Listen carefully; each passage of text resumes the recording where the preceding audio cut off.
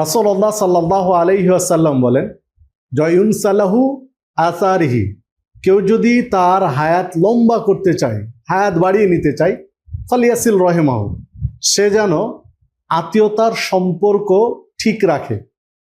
দেখুন, আত্মীয়তার সম্পর্ক ঠিক রাখলে আল্লাহ একদিকে হায়াত বাড়িয়ে দেন, অপরদিকে রিজিক বাড়িয়ে দেন। তো আত্মীয়তার সম্পর্ক ঠিক রাখলে এই ফলাফলটা পাওয়া যায়, যে হাদিস সহিহ বুখারীতে বর্ণিত হয়েছে। ঠিক অনুরূপী হাদিস তাবারানী মুজামুল আওসাতের মধ্যে বর্ণিত হয়েছে। রাসূলুল্লাহ সাল্লাল্লাহু আলাইহি ওয়াসাল্লাম সেখানে বলেছেন যে আত্মীয়তার সম্পর্ক ঠিক রাখলে রিজিকও বাড়ে, হায়াতও বাড়ে, পাশাপাশি আত্মীয় স্বজনের মধ্যে ভ্রাতৃত্ববোধ বা মহাব্বতকে আল্লাহ বৃদ্ধি করে দেন।